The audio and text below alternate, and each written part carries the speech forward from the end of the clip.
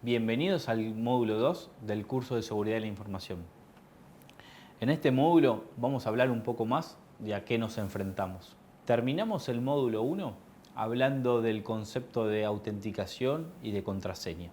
Me gustaría empezar este módulo 2 hablando del concepto de autenticación. Autenticarse es validar mi identidad, es decirle a mi sistema de información quién soy. Es el comienzo de cualquier acceso a cualquier sistema hoy en día. Para esto existen diferentes métodos de autenticación y estos métodos están basados en tres conceptos. Están basados en algo que sé, en algo que soy o en algo que tengo. Algo que sé sería una contraseña o una clave PIN, por ejemplo. Algo que soy sería, por ejemplo, un sistema de reconocimiento facial, un acceso a través del iris, a través de huella dactilar. Y algo que tengo, por ejemplo, sería un token o una aplicación que haga de token, por ejemplo, en mi celular. Por eso todos los métodos de autenticación van a estar basados en estos tres conceptos. Hoy en día existe una opción que se llama doble factor de autenticación o múltiple factor de autenticación y que es cuando combino cualquiera de estos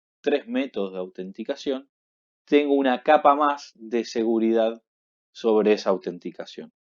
Por ejemplo, cuando yo voy al cajero automático, tengo que tener algo que sé, que es mi clave PIN, y algo que tengo, mi tarjeta.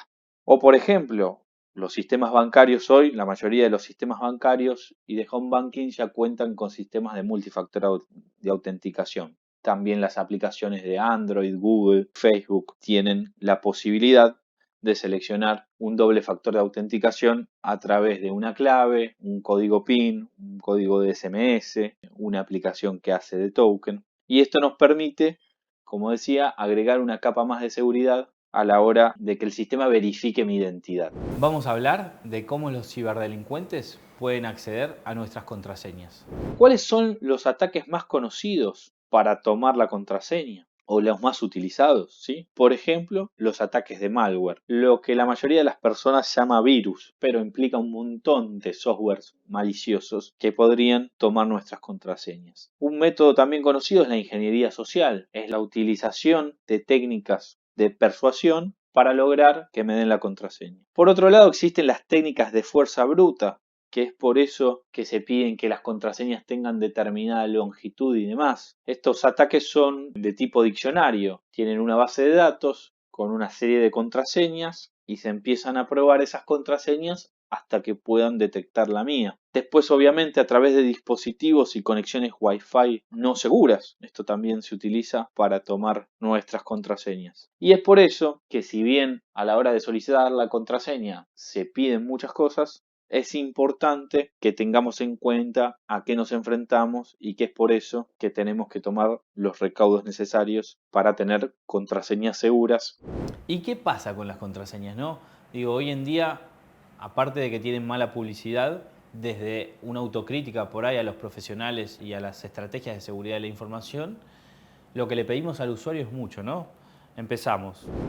Nos piden que utilicemos mayúsculas y minúsculas, números, caracteres especiales, que a su vez tengan un mínimo de 8 caracteres. Utilizar una contraseña por cuenta cuando hoy tenemos muchísimas cuentas. Evitar palabras de diccionario, que tenemos que cambiarlas periódicamente. No compartirlas. No repetir las anteriores. Y si podemos, utilizar un sistema de doble factor de autenticación como decíamos antes. Y creo que es a partir de esta dificultad que los sistemas de información deberían ver la forma de resolverle a los usuarios sin pedirle tantas cosas a cambio. Pero la realidad es que hoy necesitamos confiar en nuestras contraseñas. Y para esto, si bien por ahí no podemos llegar al ideal siempre, sí se pueden hacer diferentes cosas y apelar a la imaginación a la hora de generar tus propias contraseñas. Y también reemplazar algunas letras, por ejemplo, no sé, podría ser la A por una arroba a la hora de utilizar una frase, entonces en alguna parte de la palabra utilizo la A. Esas son ideas. Lo importante siempre a la hora de hablar de contraseñas es que entendamos el nivel de riesgo que esto implica a la hora de que si alguien toma nuestro acceso. Ahora vamos a hablar un poco de las amenazas, de a qué amenazas nos enfrentamos. Existen cientos de amenazas a nivel informático. Nosotros vamos a mencionar las principales y a partir de eso ir al detalle de las que nosotros pensamos que afectan hoy más a las personas. Comencemos con los ataques de denegación de servicio. Este es un ataque muy común en sitios web y tiene como objetivo degradar o interrumpir un servicio. ¿Cómo funciona? El atacante envía una avalancha de peticiones que el servidor no es capaz de atender. Esto hace que se saturen los recursos del sistema y este quede totalmente indisponible. Continuemos con el escaneo de puertos, que en sí no es un ataque, sino es un proceso que analiza automáticamente los puertos de distintos dispositivos conectados a una red. Esto me permite verificar cuáles puertos están abiertos, cerrados o cuáles cuentan, por ejemplo, con algún protocolo de seguridad. El problema es cuando esto se utiliza con fines maliciosos. Ahí el resultado de este análisis le permite a un intruso aprovechar esta información para acceder a mi red o sistema. Sigamos con hijacking. La traducción de hijacking es secuestro. Esto sería como un secuestro de dominio. Es un tipo de ataque informático que logra modificar la redirección de los servidores DNS. Lo que ocurre es que cuando los usuarios intentan acceder a un dominio en particular, el DNS le devuelve la dirección IP que colocó el atacante, levantando la página web del atacante, que en general puede tener malware o publicidad controlada, por ejemplo. Inyección SQL. La inyección SQL es un método de infiltración de sentencias SQL aprovechando una vulnerabilidad presente en la aplicación o en la base de datos. Esto le permite al atacante inyectar la sentencia SQL a través de los inputs que le pide la aplicación. Un keylogger me permite interceptar y guardar las pulsaciones realizadas por el teclado de un equipo que haya sido infectado. Este malware se sitúa entre el teclado y el sistema operativo para interceptar y registrar la información sin que el usuario lo note. Otro caso que tenemos son los ataques de man in the middle o hombre en el medio. Aquí el ciberdelincuente o el software malicioso se interpone entre la víctima y la fuente de información, como por ejemplo podría ser la cuenta bancaria. En este caso, sin que nadie se dé cuenta y con el objetivo de manipular o obtener información sensible de la víctima, es que el ciberdelincuente se sitúa entre medio de esta conexión. Otro ataque es el cross-site scripting. Esta es una secuencia de, como dice la traducción, ¿no? Secuencia de comandos de sitios cruzados. Este tipo de ataque es típico en aplicaciones web y permite al ciberdelincuente inyectar en la página web visitada por el usuario un código JavaScript totalmente ajeno al que propone el sitio original. Por último, el robo de cookies, en donde el atacante toma el control de estos archivos para acceder a nuestra información. Las cookies son archivos legítimos que contienen información sobre las sesiones del usuario en particular. Si el ciberdelincuente tiene acceso a esta información, podría generar algún daño. Vamos a hacer hincapié en 4 amenazas principales, pero no principales a nivel riesgo, sino principales a nivel de que hoy las personas pueden hacer algo al respecto sobre estas amenazas. ¿Qué son? Malware, ransomware, phishing e ingeniería social. Comencemos con malware. ¿Qué es un malware? En general la gente lo conoce como virus, pero un virus no es más que un tipo específico de malware. Un malware, según su traducción, es un software malicioso. Son programas que crean los ciberdelincuentes con diferentes objetivos para acceder o afectar nuestra información. Son códigos de programa malicioso que una vez que se ejecutan generan algún tipo de daño a nuestro dispositivo. Como decíamos, existen diferentes tipos de malware, como por ejemplo los virus, pero también hay otros como los troyanos, los gusanos, los keyloggers, entre otros. Es importante que contemos con un software de anti-malware actualizado en nuestros dispositivos para reducir la probabilidad de que este tipo de software nos afecte. Un tipo de malware que está muy de moda hoy en día es el ransomware. Por eso le dejamos un espacio aparte para este tipo de software malicioso. El ransomware también viene del inglés y es ransom, significa secuestro, ¿sí? Es secuestro de nuestros datos. En las noticias pudimos ver cómo este tipo de malware afectó a muchísimas empresas y entidades gubernamentales en todo el mundo, ya que tiene la característica de poder ejecutarse masivamente. Y por otra parte, una vez que nos afectó, es muy difícil deshacernos de él. ¿Cómo funciona?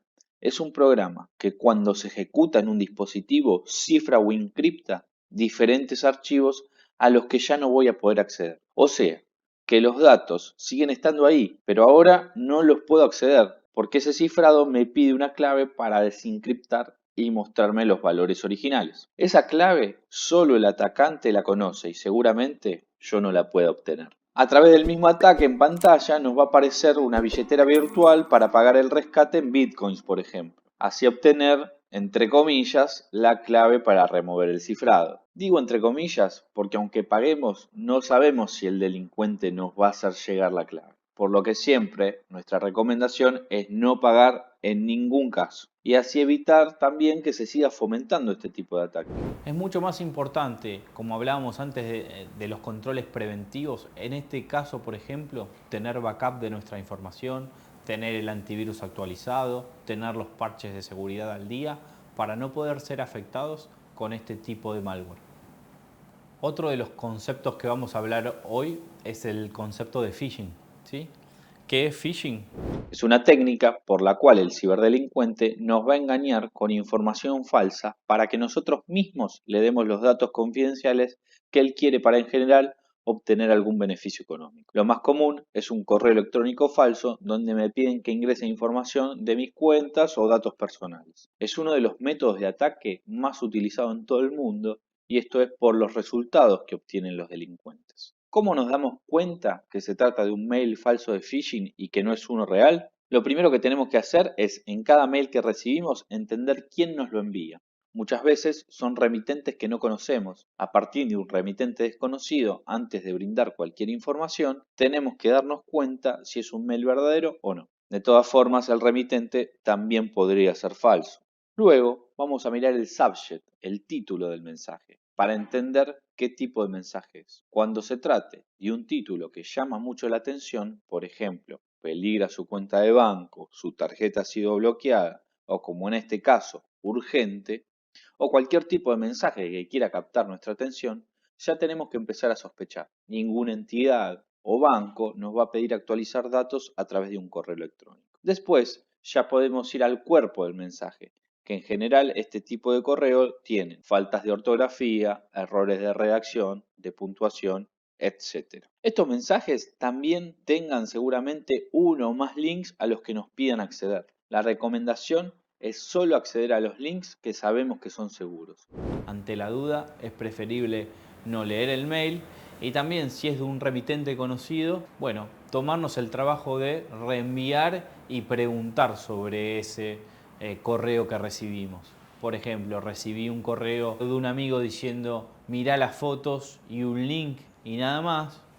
Por ahí puedo mandarle un mensaje a mi amigo y decirle, vos me mandaste estas fotos, esto es de esta forma, y ahí saber si se trata de un correo falso o no.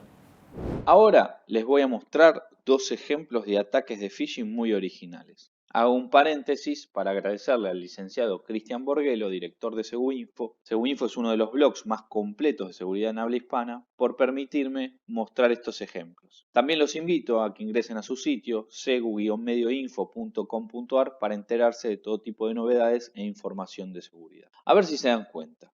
Aquí vemos dos páginas que parecen ser fake, pero en realidad el sitio de abajo no lo era. Era Facebook, con K. Y de hecho, si vemos la parte del certificado HTTPS, vemos que el sitio falso no tenía certificado. En el ingreso a un sitio web tenemos o HTTPS o HTTP, ¿sí? No me voy a meter en el detalle técnico de esta diferencia, pero es un certificado que nos puede dar cierta seguridad sobre el canal en donde se transmite esta página. Entonces, tendemos a entender que cuando el canal es HTTPS, es un certificado seguro. Vamos a otro ejemplo. Aquí tenemos dos sitios que simulan ser Mercado Libre. Los dos tienen certificado HTTPS, pero un sitio era Mercado Libre, el de arriba. El de abajo era Mercado Libre. Y con la N y la R juntas simulaba la M.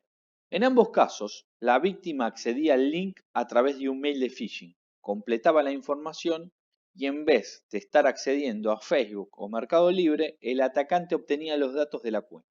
Ante estos casos, lo más importante es cambiar nuestras contraseñas de forma periódica o si creemos haber sido víctimas, cambiarlas en el momento en el sitio original para que el atacante ya no tenga acceso a nuestras cuentas. Además de los ataques de phishing que hemos hablado, a partir de el aumento del phishing y demás, nacieron otras variables de este concepto. Hoy las vamos a mencionar, por ahí no vamos a hacer tanto hincapié ni ir al detalle, pero me gustaría que conozcan el significado de smishing, de phishing y de whitening. Smishing, que son ataques a través de SMS, WhatsApp o redes sociales en general con enlaces falsos. Después el phishing, donde el atacante nos envía un número de teléfono al cual nosotros debemos llamar y así el atacante poder realizar la estafa. Y por último, whaling o pesca de ballenas, donde ya estamos hablando de organizaciones delictivas que tienen como objetivo a personas de muy alto nivel económico, en donde el botín por lograr este fraude direccionado puede ser millonario. El último concepto es el de ingeniería social. Y por ahí a las personas que están mirando este video les llama mucho la atención, pero existen muchas personas que se dedican, muchos delincuentes que se dedican a tratar de captar nuestra atención para lograr como objetivo obtener información a través del engaño. Son métodos de engaño por los cuales un atacante, a través de una conversación presencial, telefónica o virtual, obtiene datos que no deberían ser revelados a un desconocido y que específicamente son aprovechados por el ciberdelincuente para obtener algún tipo de beneficio. Este ataque puede ser utilizado para fines que van desde el espionaje corporativo o gubernamental hasta una estafa simple a una sola persona para robarle sus ahorros. Aprovechan la confianza de la víctima y el convencimiento para realizar lo que se llama psycho-hacking y así lograr sus objetivos. Ya vimos muchas de las herramientas que tienen los ciberdelincuentes hoy en día.